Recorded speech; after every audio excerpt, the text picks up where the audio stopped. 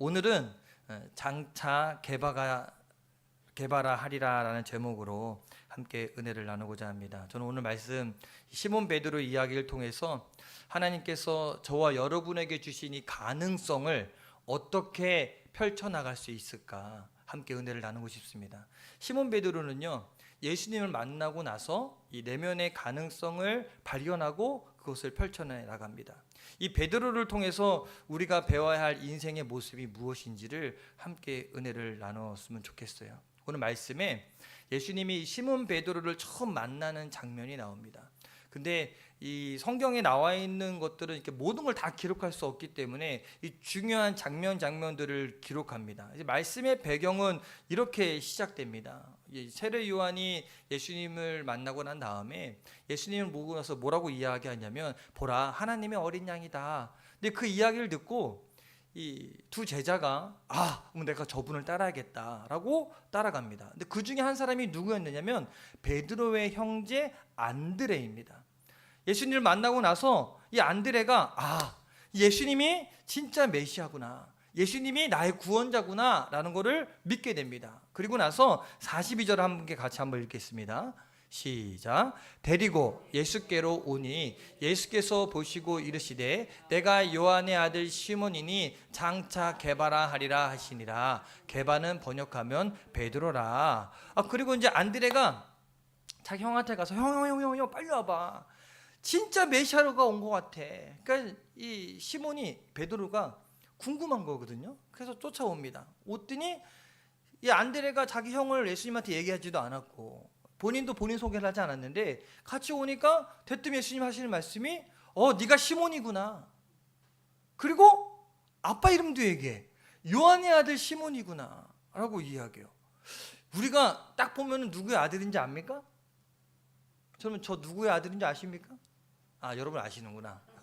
저 딱 본 사람한테 이름을 맞추는 것도 신기하지만 누구의 아들인지까지 정확히 안다는 것은 정말 깜짝 놀랄 일입니다. 그런 다음에 더 의미심장한 말씀을 하십니다. 뭐라고 이야기합니까?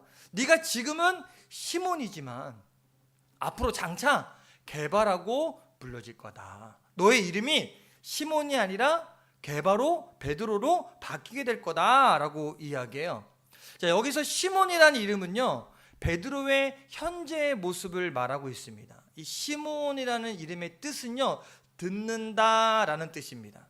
그래서 시몬 이름은 그 좋은 뜻도 있지만 좀 안 좋은 뜻도 있어요. 그래서 좋은 뜻은 하나님의 말씀을 잘 듣는 사람, 또 혹은 기도하면 하나님의 음성을 들려주시는 사람, 또 아주 영적인 사람, 뭐 이런 이미지로 시몬이라는 표현을 쓰기도 해요. 그러면 안 좋은 의미는 뭘까요?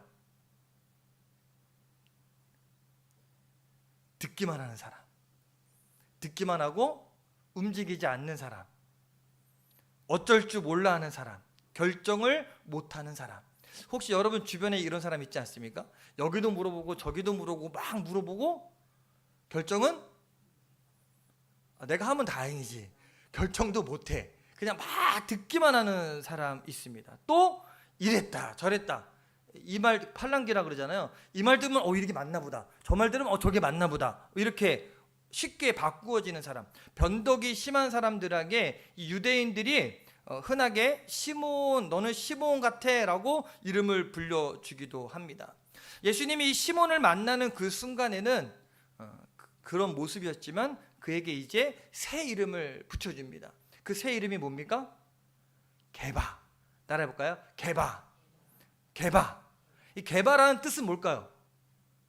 반석. 육중한 바위. 여러분 혹시 흔들바위 가보셨습니까? 설악산에? 네? 제가 어렸을 때 흔들바위 갔거든요. 바위를 힘껏 밀었습니다. 왜? 흔들려서 떨어지라고. 떨어집니까 그거? 안 떨어집니다. 육중한 바위, 견고한 바위라는 의미를 갖고 있어요. 그냥 좁고 눈에 보이는 이 돌덩이가 아니라 아주 큰 바위, 흔들리지 않는 그런 의미가 바로 게바입니다. 근데 여기서 우리가 또 주목해야 할 단어가 있는데, 그것은 현재 그가 그렇다는 말이 아니라 장차라는 말이 붙습니다. 뭐라고요? 장차. 이 장차라는 단어를 좀 우리가 주목해서 봐야 됩니다. 지금은 시몬입니다. 그런데 장차 게바가 될 것이다 라고 이야기해요. 지금은 요동치고 어쩔 줄 몰라 하고 쉽고 연약하고 흔들리지만 앞으로 흔들리지 않는 큰 바위 같은 게바가 될 것이다. 너는 반석 같은 존재가 될 것이다 라고 미래상을 이야기해주고 있는 거예요. 현재상이 아니라 미래상을 제시해주고 있습니다. 예수님 베드로에게 이 미래상을 확실하게 심어주셨습니다. 사람은 누구나 이 세상에 태어날 때부터 그 부모의 배경이 부유하든 가난하든 또 자기가 가진 지능 지수가 높든 낮든 재능이 많든 낮든 뭐 차별 없이 하나님으로부터 받은 똑같은 선물이 있습니다. 그게 뭔지 아시겠습니까? 따라해 봅시다. 가능성. 어느 누구에게나 하나님이 똑같은 선물을 주셨는데 그게 바로 뭐냐면 가능성입니다. 가능성. 그래서 우리가 보기에는 제가 뭘 하겠어 하지만 그 안에는 뭐가 있냐면 가능성이 있습니다. 그래서 우리가 이 세상에 여러 성공한 사람들의 이야기들을 보면 그들은 모두 다 이 가능성을 갖고 그 가능성을 펼쳐낸 사람들이 바로 성공한 사람들이라 그래요. 그래서 이 사람들을 통해서 역사가 발전하고 이 문화가 펼쳐지게 되고 과학이 발달해 가는 겁니다. 그런가 하면 이 땅에 사는 많은 사람들이요, 자기의 꿈을, 자기의 재능을, 자기의 이 가능성을 펼치지 못하고 세상을 살다가 떠나가는 사람들이 많이 있습니다. 그냥 저냥 살다가 가는 사람들도 있어요. 이 땅에 살면서 우리가 우리의 가능성을 발견하고 펼쳐나가는 것 굉장히 중요합니다. 자, 이렇게 얘기하면 이 연세 드신 우리 권사님들은 내 나이가 80이 넘었는데 무슨 가능성입니까? 안 그렇습니다. 안 그래요. 절대 안 그래요. 얼마 전 뉴스 봤더니 80 먹은 할머니가 대학교에 입학했습니다. 안 놀라시네. 제가 지금 사이버 대학교 다니고 있는데 지금 77세 되신 분도 그 대학교에 나와서 열심히 공부하고 계십니다. 내 안에 가능성을 발견하게 되면요, 그때부터 내가 갖고 있는 상황과 형편은 중요치 않게 됩니다. 왜? 그 가능성을 주신 분이 누구기 때문에? 하나님이기 때문에. 그래서 우리가 이 가능성을 펼치기 위해서 가장 중요한 첫째는요, 내가 지금 현재 상태, 현재 상황을 잘 제대로 볼 수 있어야 합니다. 그리고 이 그 현재 상을 넘어서서 하나님이 설계하신 나의 미래상을 바라볼 수 있어야 됩니다. 자, 그러면 제가 물어보겠습니다. 여러분이 느끼는 지금 현재 느낌, 여러분은 어떻습니까? 여러분의 가능성, 나의 미래상 어떻게 느끼십니까? 아까 말씀드린 대로 그냥 하루하루 살고 계십니까? 아니면 나는 뭔가 할 수 있어 라는 기대감으로 살아가고 계십니까? 보통 우리는 우리의 자화상을요, 내가 나를 평가하지 않습니다. 누가 나를 평가합니까? 주변 사람들의 말과 평가에 의해서 결정되기가 쉽습니다. 그래서 저 사람 별 볼 일 없어. 저 사람은 인생을 헤매고 있어. 그래, 나는 별 일이 없어. 나는 인생을 헤매고 있어. 난 어쩔 수 없는 인생이야. 그렇게 남의 말에 휘둘리다 보면 어떻게 돼요? 진짜 내 자화상이 그렇게 굳어지고 말아요. 그러다 보면 우리의 인생의 꿈은, 가능성은 펼쳐지기가 힘듭니다. 다른 사람이 바라보는 나의 미래상이 아니라 하나님이 나를 향한 놀라운 계획, 설계하신 그 미래상을 발견을 해야 합니다. 이 미켈란젤로라는 유명한 조각가가 있습니다. 혹시 아십니까? 들어보셨습니까? 다비드상 혹시 아십니까? 남자가 이러고 있는.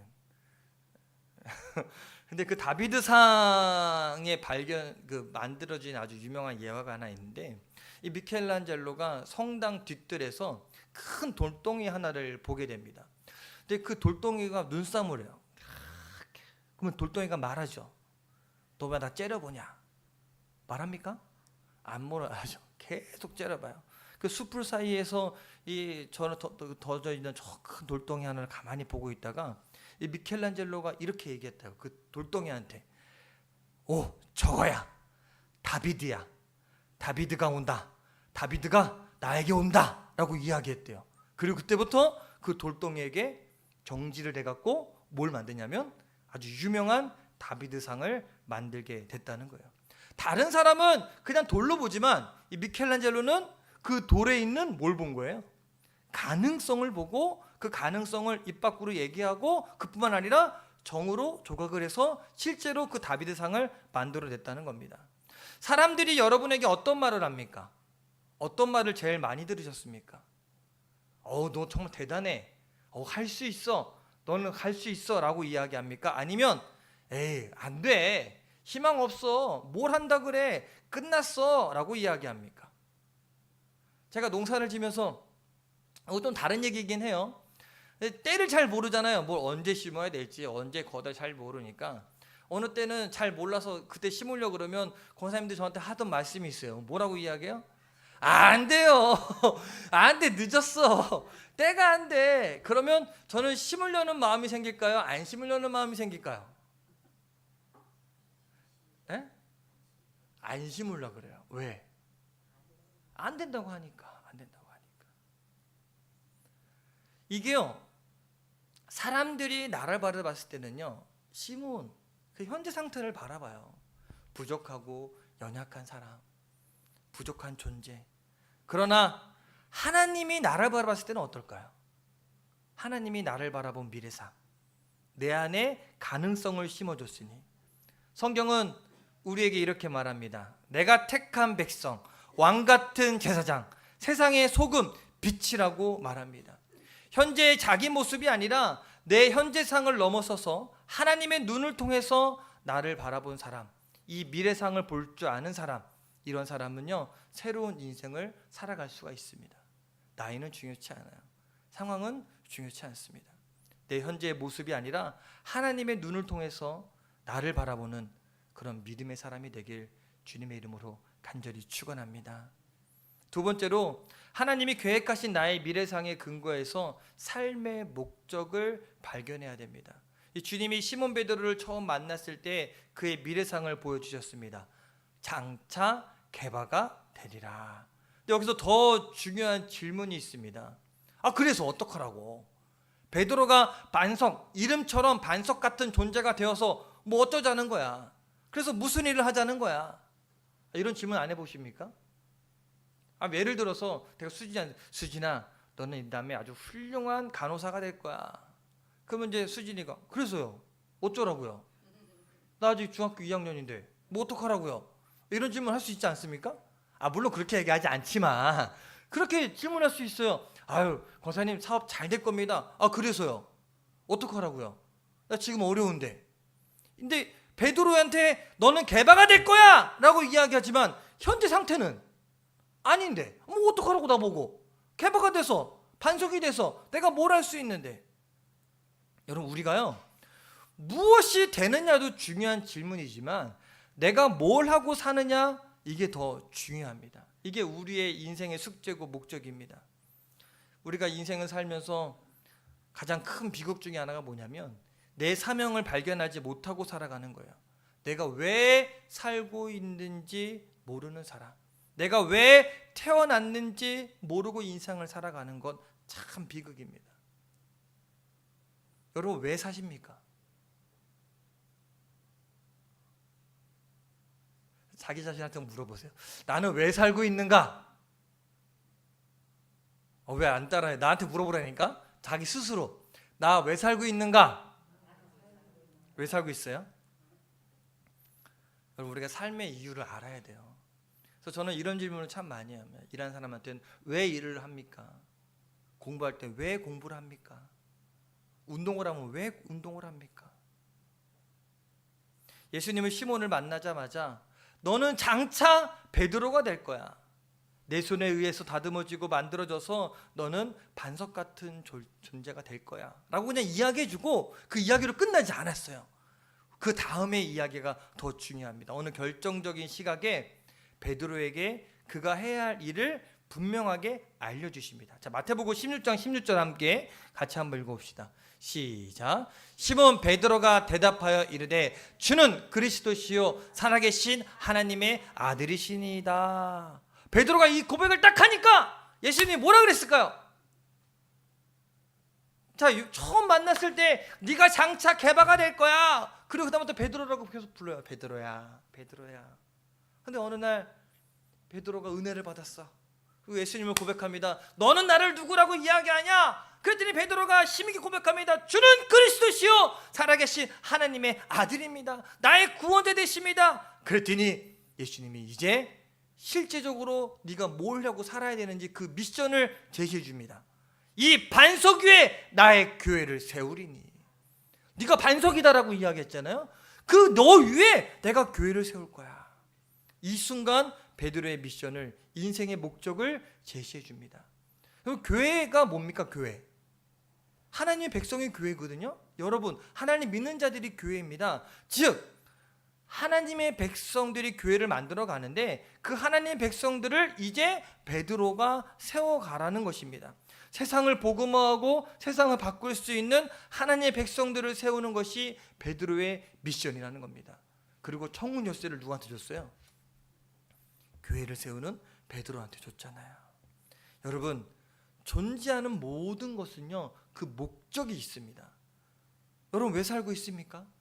왜 존재하고 있습니까? 이 물컵의 존재 이유가 뭡니까?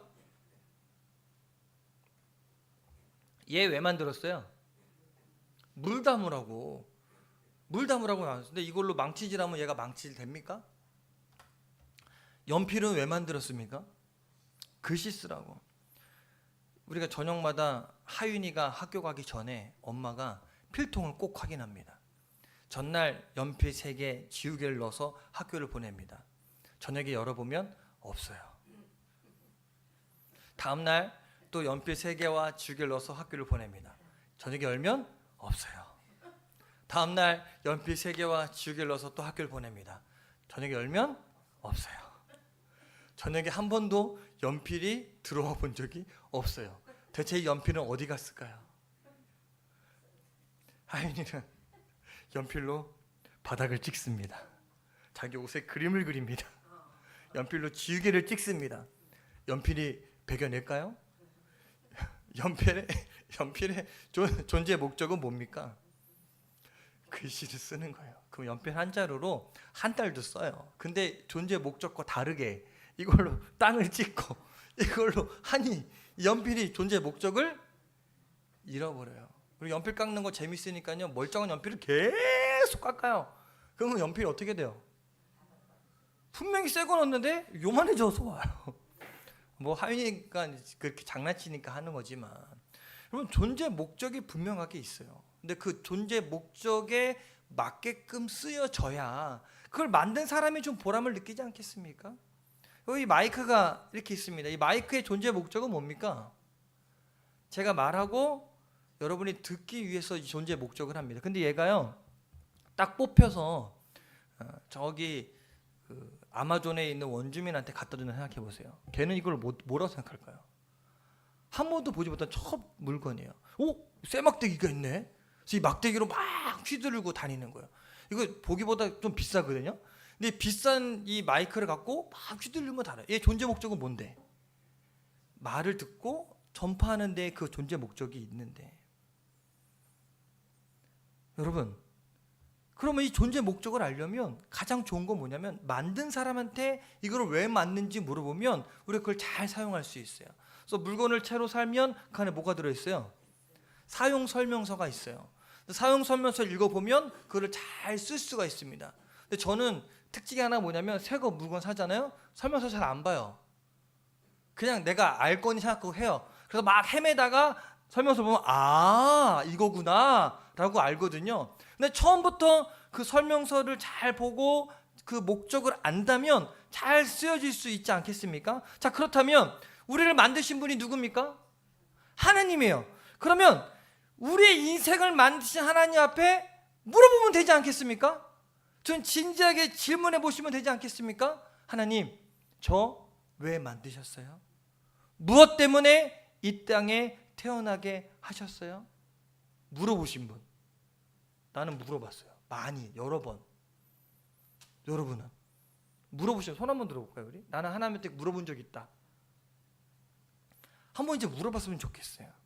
하나님, 나 왜 만드셨어요? 왜 이 땅에 태어났어요? 내가 뭐 하고 살아야 됩니까? 좀 진지하게 나를 만드신 하나님 앞에 내 인생의 존재 목적에 대해서 질문을 하시게 되기 바랍니다. 이거 기도해야 됩니다. 그래야 내 인생의 목적을 발견할 수 있어요. 그냥 내가 원하는 대로, 내가 내키는 대로 살아가는 삶이 아니라 그 인생과 존재 목적을 분명하게 발견하고 살아가야 됩니다. 제가 신학교에 늦게 들어갔습니다.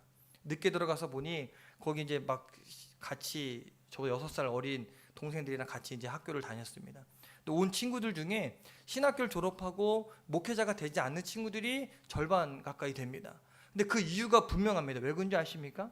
얘네가 신학교에 돌아온 이유는요, 하나님이 나를 목사로 세워서 나를 불러주셔서 온 게 아니라 내가 하고 싶어서, 그냥 교회 다니다 보니 앞에 서 있는 목사님들이 멋있어 보여서, 그냥 하면 잘할 것 같아서, 내가 편해 보여서, 이렇게 해서 신학교 온 친구들이 있어요. 그러면 학교를 졸업할 때 목사가 되는 것이 아니라 그냥 다른 데 가는 거예요. 왜? 해보니까 자기랑 안 맞거든.